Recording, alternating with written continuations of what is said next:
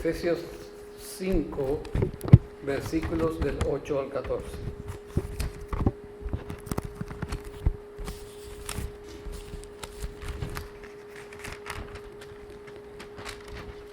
La palabra del Señor dice así: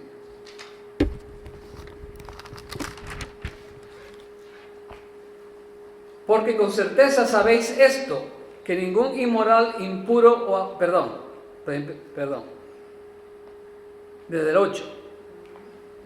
Porque antes erais tinieblas, pero ahora sois luz en el Señor. Andad como hijos de la luz. Porque el fruto de la luz consiste en toda bondad, justicia y verdad, examinando qué es lo que agrada al Señor. Y no participéis en las obras estériles de las tinieblas, sino más bien desenmascaradlas. Porque es vergonzoso aún hablar las cosas que ellos hacen en secreto.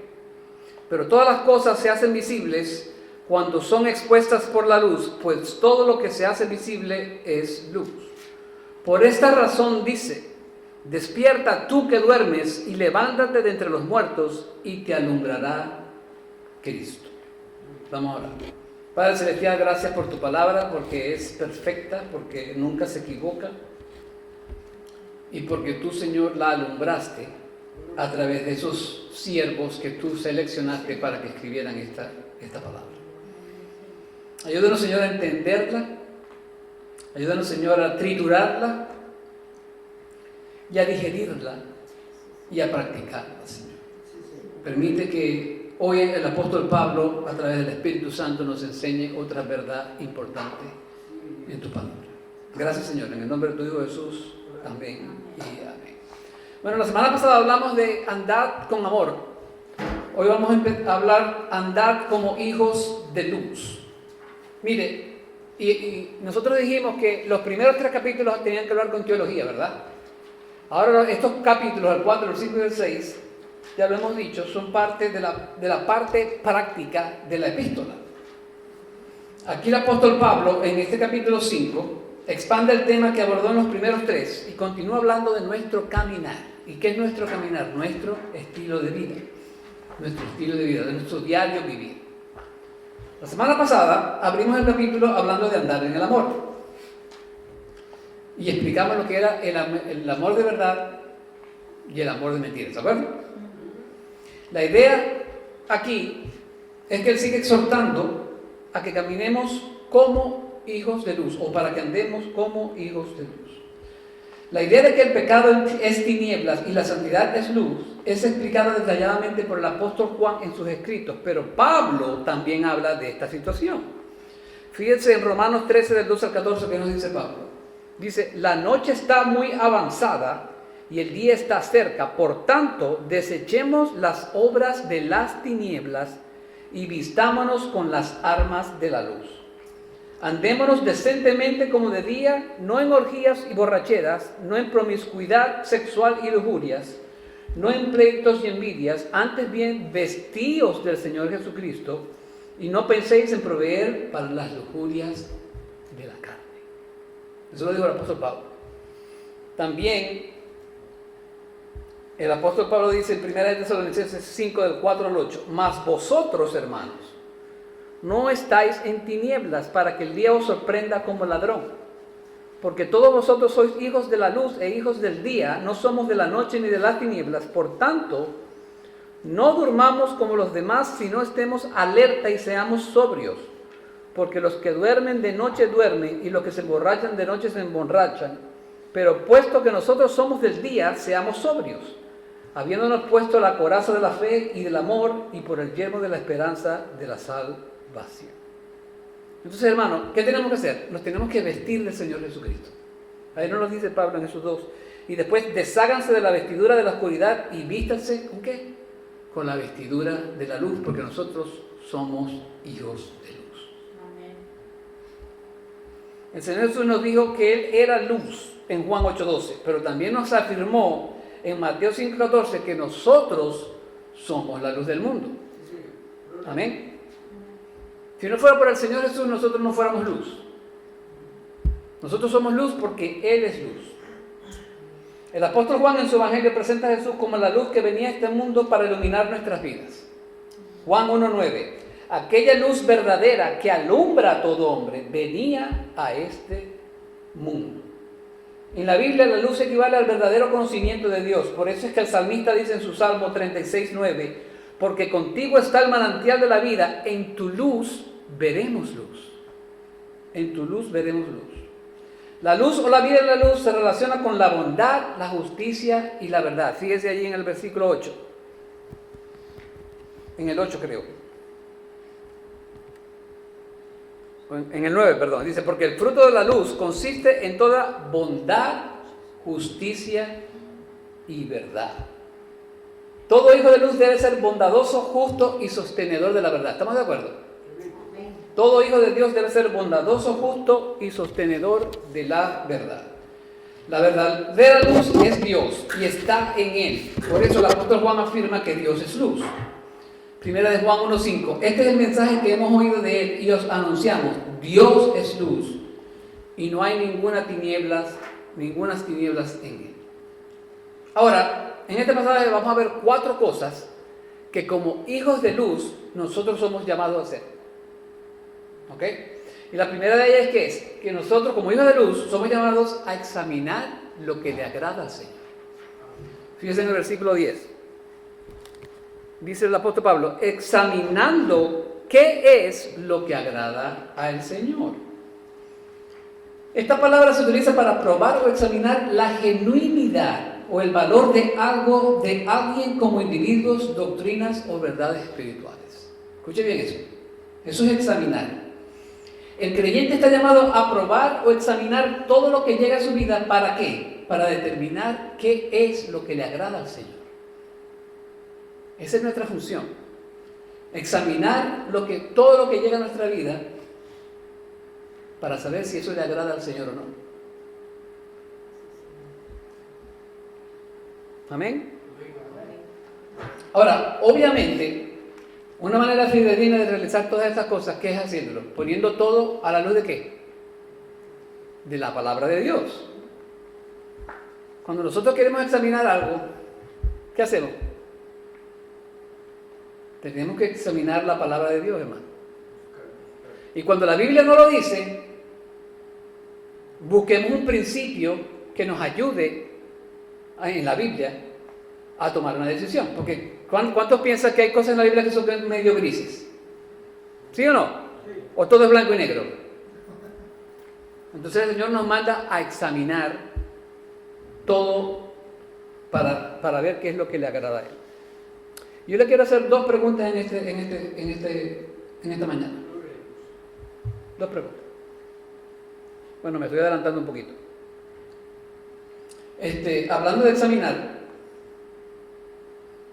Pablo más o menos nos dijo en el capítulo 4 qué es lo que le agrada al Señor. Algunas de las cosas que le agrada al Señor. En el capítulo 4 nos dijo que, primero lo que es desagradable, ¿qué era? La amargura, el enojo, la ira, los gritos, los insultos y la malicia. Eso es desagradable para Dios y muchas cosas más.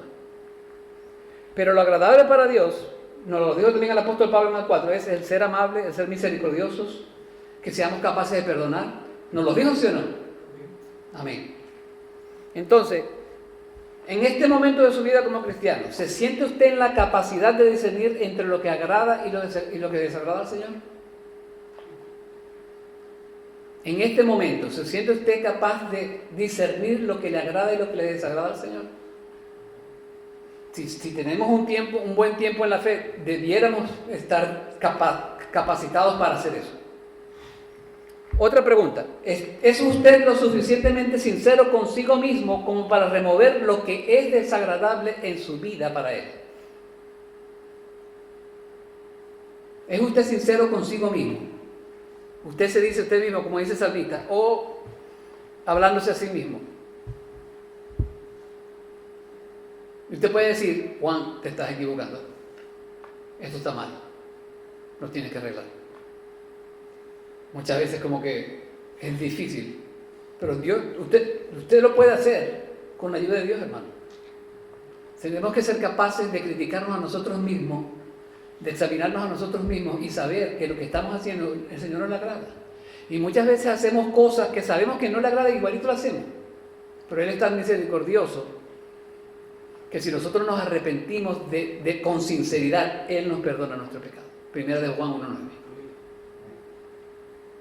Entonces, examine, indague, pruebe que su vida es un aroma agradable para nuestro Señor y para su Salvador. Amén. El Señor nos llama a examinar lo que le agrada a Él. Lo segundo es que el Señor nos llama a no participar en las obras de las tinieblas. La primera parte del 11 nos dice, y no participéis en las obras de las tinieblas. Me copié de Pablo allí. Amén. Un hijo de luz no puede participar en las obras de las tinieblas. No debería participar en las obras de las tinieblas. La expresión no seáis partícipes con ellos es muy similar a la expresión no participéis en el versículo 11. En español parece lo mismo, pero hay una cierta diferencia. No seáis partícipes con ellos significa simplemente que te unes a alguien y haces lo que ellos hacen. Puede ser algo que se hace una sola vez, una o dos veces, pero que lo hiciste porque estuviste débil y no tuviste como que fuerza para dejar de hacerlo. Pero en el versículo 11 el significado es un poquito más profundo. Significa compartir en común con. En el versículo 7 estás participando de la acción, pero en el versículo 11 estás comenzando a absorber dentro de ti las mismas actitudes de las personas que están a tu alrededor, que ya la cosa se pone peor. No solo estás participando en las acciones, sino que estás compartiendo cosas en común con personas que visten de oscuridad y por lo tanto van en contra de todo lo que Dios ha establecido en tu vida. ¿Me está escuchando eso?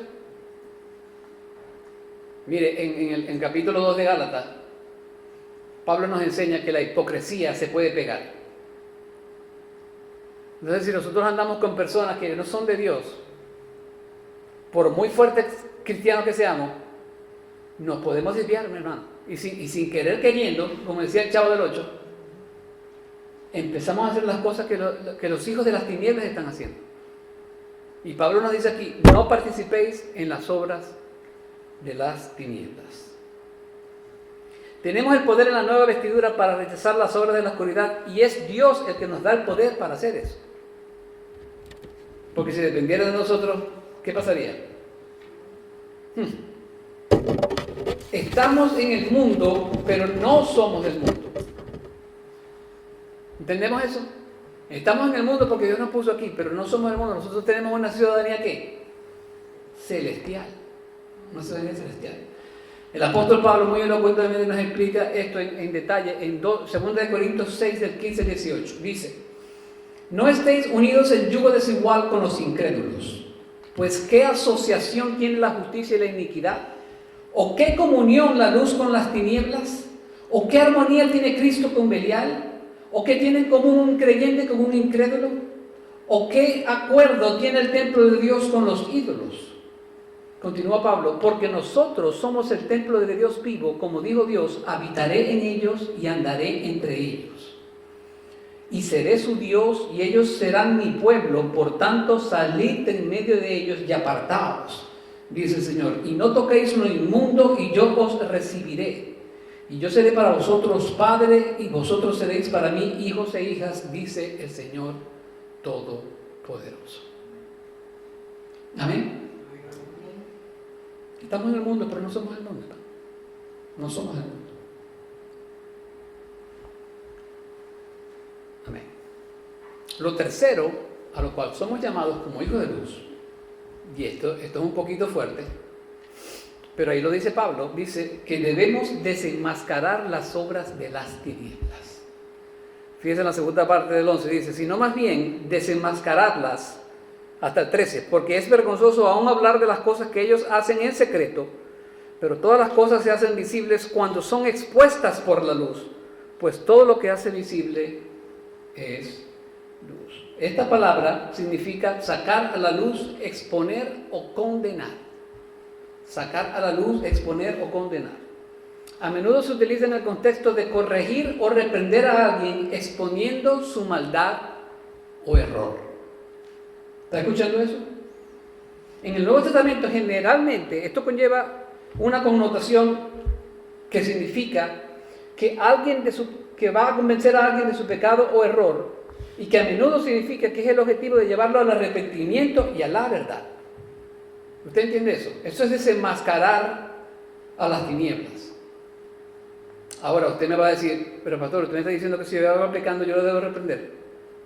Si es un hermano en la fe que usted conoce, claro que sí, con amor. ¿O usted cree que ¿cómo se llama? Cuando la iglesia quiere poner a alguien en disciplina, eso tiene un proceso. ¿Cuál es el proceso? Ahorita más tarde yo se lo voy a decir. Entonces, ¿qué nos dice 1 Timoteo 4:2? Dice, predica la palabra, insiste a tiempo y fuera de tiempo, amonesta, reprende, exhorta con mucha paciencia e instrucción. Ahí Pablo se lo está diciendo a Timoteo. Y no porque el pastor es el único que puede reprender, no, usted puede reprender también, hermano. Usted tiene la autoridad para reprender si usted tiene la palabra de Dios en su vida. No ignore las obras de las tinieblas, expónlas. Esa es tu responsabilidad. Las expones por lo que son. Expones a las personas que son las tinieblas. Adviérteles, aterrorízalas, dejándoles saber las consecuencias que van a sufrir por lo que están haciendo. ¿Por qué esto cree que el apóstol Pablo en el libro de los Romanos le gusta hablar de las malas noticias? Porque, hermano, muchas veces cuando predicamos el Evangelio se nos olvida hablar del infierno. Entonces, ¿qué le importa a la gente recibir a Cristo o no?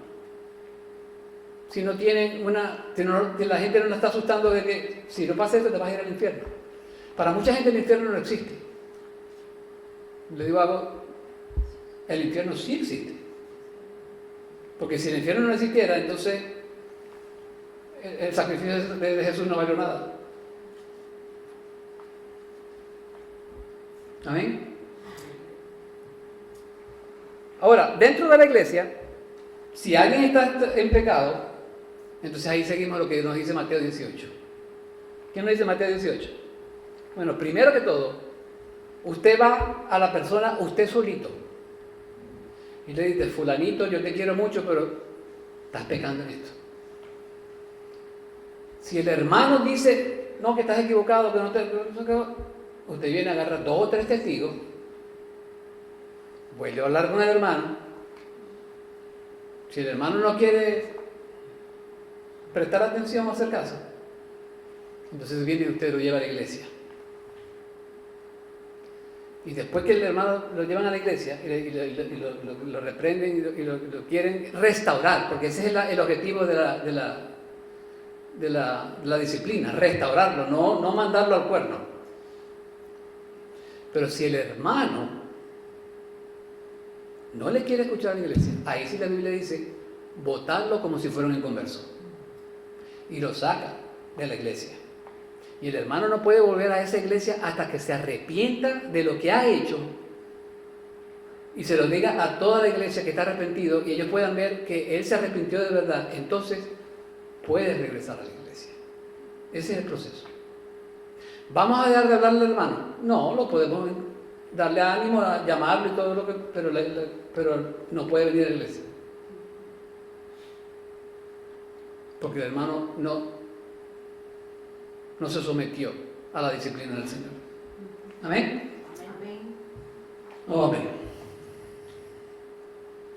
Mire, hay un ejemplo bien interesante en el libro de los Hechos en el capítulo 5. ¿Se acuerdan de Ananías y Zafira? Eso es increíble porque es curioso porque ellos dijeron, si mal no recuerda, que no se lo voy a decir de memoria, pero Ananías y Zafira habían prometido algo al Espíritu Santo, que iban a dar tanto. Pero después dijeron,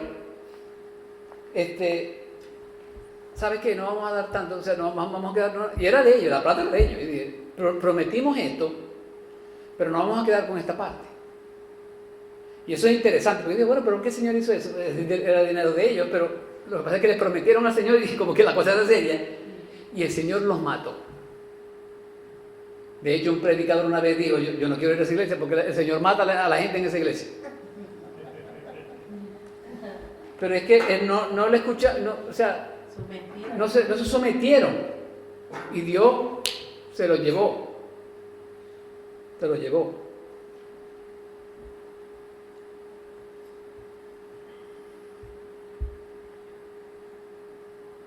¿Y qué hizo Dios entonces? Dios permitió eso para que la iglesia se diera cuenta de que pecar es algo serio. Entonces imagínense, si el Señor nos da un susto de esa manera, ¿usted cree que se va a portar bien? Yo creo que sí. Yo creo que sí. Entonces nosotros tenemos la responsabilidad de exponer el mal, ¿no? Tenemos la responsabilidad de exponer el mal. Ahora bien, ¿significa eso que tenemos que exponer el más mínimo detalle de su pecado? No. Porque entonces, si hace eso, lo que está haciendo es puro brollo. ¿Por qué? Porque Pablo nos dice ahí mismo que es vergonzoso aún hablar de lo que ellos hacen en secreto. Hay algunas cosas que no son aptas ni siquiera para una conversación, mucho menos para decirlas en frente de la iglesia. ¿Por qué? Porque lo que pasa es, hermano, que de pronto esas cosas van a hacer caer a otro hermano. Mire, yo no sé, hay un libro que se llama, que tiene que ver con la mente, un libro cristiano. Y cuando yo lo leí, y un hermano que lo leyó también estuvo de acuerdo conmigo, era como que me estaba, o sea, la cosa era tan cruda, que yo dije, pero bueno, este libro en vez de estarme ayudando, lo que me está enfogonando para hacer otra cosa. Entonces, lo leí completo, pero o sea, no se lo recomiendo a cualquier cristiano. Porque es preciso por eso, porque habla con cosas que no tuvieron por qué ser tan detalladas en el libro. Esa es mi opinión. ¿Amén? Eso, por ejemplo, cuando en algunas iglesias pentecostales tienen danzas y a las danzadoras le ponen una cosa bien apretada en la iglesia. ¿Qué usted cree eso que va a pasar con los hombres? ¿Le van a prestar atención a la alabanza o le van a prestar atención al cuerpo de las mujeres?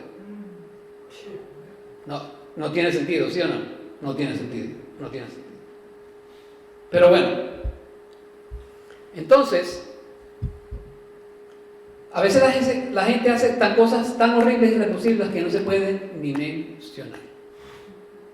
Es más conveniente para la iglesia que los detalles los dé en manos de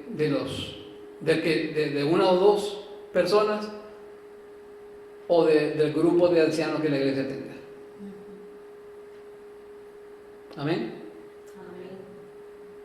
Ahora, observe la expresión, pero todo lo que se hace visible es luz. Mire, pareciera que estuviera diciendo que todo lo que es expuesto se hace luz. Y eso es errado. Eso es errado. Porque no todo lo que está expuesto a la luz se convierte en cristiano. Ahí la verdadera traducción debería ser porque es la luz la que hace todo visible. ¿Me entiende? Porque es la luz la que hace todo visible. Y parece que el apóstol Pablo estuviera repitiendo esta expresión, porque fíjense en el versículo, dice en el 13, pero todas las cosas se hacen visibles cuando son puestas por la luz. Pues la luz, como aquí se lo puse, porque la luz lo hace todo visible. Parece que estuviera repitiendo la cosa, pero con diferente orden. Entonces, ese es el sentido. Porque no todo lo que es expuesto a la luz se convierte en cristiano. ¿Entendemos eso? Amén. Entonces, sin embargo, los cristianos ejercen su ministerio como luz. Algunos son llevados a la luz y son transformados por ella. Porque es la luz de Dios. Y nosotros somos la luz del mundo. Que vamos a expandir la luz de Dios hacia el mundo para que ellos se conviertan en luz. Amén. Un ejemplo de esto lo vemos en 1 Pedro 3:1, donde las esposas creyentes se les enseña a ganar a sus esposos incrédulos para Cristo por el ejemplo de sus vidas. ¿Está escuchando eso? Asimismo vosotras, mujeres, estad sujetas a vuestros maridos, para que también los que no creen a la palabra sean ganados sin palabra alguna por la conducta de sus esposas. De esta manera, la luz de las esposas cristianas triunfa sobre la oscuridad de los esposos paganos, y estos últimos se convierten en luz. En otras palabras, mi hermano, su testimonio a veces funciona más que las palabras que usted dice. Porque de nada vale que yo hable muchas cosas hermosas y bellas del Señor y me sepa la Biblia del Génesis, del Apocalipsis, pero mis acciones y mi testimonio demuestran otra cosa. Y ese es el problema de la iglesia actual, hermano. Que decimos una cosa por aquí, pero demostramos otra. Y por eso que las iglesias no quieren crecer. Por eso que la iglesia no crece. Amén. Cuide su testimonio. Siga estudiando la palabra. Siga orando por las almas perdidas. Eso es lo que debemos hacer. Que el testimonio de nosotros, de Cristo, valga algo. A pesar de todo lo que podamos pasar en nuestra vida. Y lo último, que nosotros somos llamados como hijos de luz, es despertar de nuestro adormecimiento espiritual. Despertar de nuestro adormecimiento espiritual. El versículo 14 dice, por esta razón dice, despierta tú que duermes y levántate de entre los muertos y te alumbrará Cristo. Amén. Aquí Pablo está parafraseando Isaías 61 y lo está combinando con uno de los signos, la letra de los signos de aquel entonces. En el contexto de Efesios 4 y 5, Pablo está hablando de los gentiles creyentes, aquellos que una vez habían caminado en oscuridad total y aquellos que todavía estaban rodeados por esa oscuridad. La tentación de volver a esa oscuridad era un peligro inminente en los efesios. ¿Por qué? Porque estaba lleno del templo de Diana. ¿Se acuerdan? El templo donde adoraban a Dios teniendo sexo. De hecho, la repetición de los mandatos negativos en el imperativo, que Pablo, no robes, no hables mal de la gente, eso es imperativo, presente, indica claramente que algunos de los lectores estaban involucrados hasta cierto punto en las obras de la oscuridad. O sea, se habían convertido, pero no estaban todavía caminando recto con el Señor. Se estaban en el proceso de santificación. Por eso que Pablo está hablando aquí a los creyentes, pero yo también creo que está hablando también a los no creyentes, porque hay no creyentes en la iglesia, ¿sí o no? Claro, y está hablando de la luz, está hablando ahí de la luz, que los alumbre. Dice Pablo, en otra metáfora del sueño, dice, pero ustedes, hermanos, no están en tinieblas para que el día los sorprenda como ladrón, porque todos ustedes son hijos de la luz e hijos del día, no somos de la noche ni de las tinieblas, así que no durmamos como los demás, sino estemos alerta y sobrios, porque los que duermen de noche duermen, y los que se emborrachan de noche se emborrachan. La imagen del sueño a menudo simboliza la complacencia espiritual, la ignorancia o la apatía moral. Cuando estamos adormecidos espiritualmente, estamos apáticos, como que no nos importa nada, que venimos a la iglesia así, tal y cual, una vez a la semana, y eso no debería decir, Dios quiere que estén ustedes las 24 horas del día, los 365 días del año, ¿sí o no? Mire, esto es como si Pablo estuviera diciendo, te estás yendo por un mal camino, despiértate, arrepiente y sigue sirviendo a Cristo. ¿Nos estamos volviendo complacientes de nuestra vida espiritual, hermano? Es una pregunta, no me la tienes que responder. Dios lo es, despertemos de esa vaguedad espiritual y demos al César lo que es del César y a Dios lo que es de Dios. Tenemos que despertar espiritualmente, hermano. Muchos piensan que este versículo Pablo está usando para dirigirse también, pero ya se lo dije, a los inconversos dentro de la congregación. Tiene sentido. ¿Por qué? Porque si nos volvemos al versículo 2, al capítulo 2, 4 y 5, ¿qué nos dice la palabra? 2 del 4 al 5. Pero Dios, que es rico en misericordia, por causa del gran amor con que nos amó, aun cuando estábamos muertos en nuestros delitos, nos dio vida juntamente con Cristo. Y eso estaba dirigido a la gente que no creía. A la gente que no creía. Ya como que le quiero predicar Filipenses ya. Me pasé. Aleluya. ¿Es suficiente venir a la iglesia y escuchar el mensaje? e irnos para la casa y olvidarnos de Dios hasta el próximo domingo? ¿Es suficiente, hermano? Y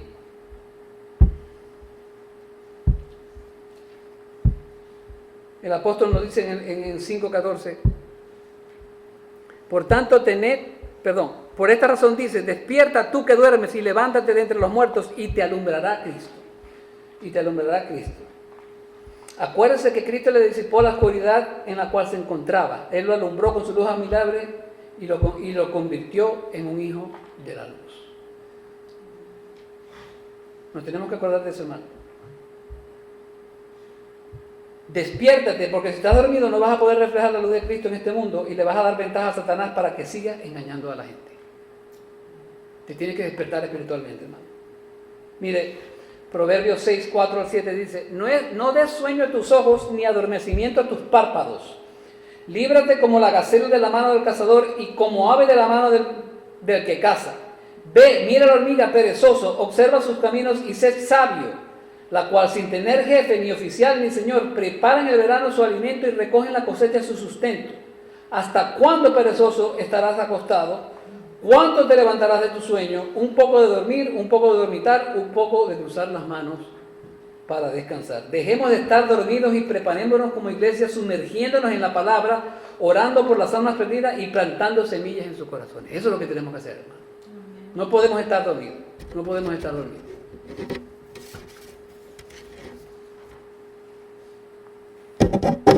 Pidámosle al Señor de la cosecha que prepare sus corazones para que reciban el Evangelio de Jesucristo. ¿Quién es el Señor de la cosecha?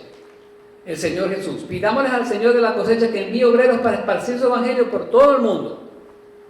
¿Eso lo puede hacer el Señor, sí o no? Pidámosle al Señor de la cosecha que nos proteja porque el ladrón ha venido a hurtar, matar y destruir. Le tenemos que pedir al Señor de la cosecha. Pero no teman porque el Señor de la cosecha vino para dar vida y darla en abundancia. Confía en Él, confía en su luz, seamos hijos de Dios. Vamos a orar. Padre Celestial, en el nombre de tu Hijo Jesús, gracias, Señor, por tu palabra. Gracias, Señor, porque tú Jesús, eres la luz y por ti nosotros somos la luz del mundo. Ayúdanos a alumbrar este mundo con tu evangelio, Señor.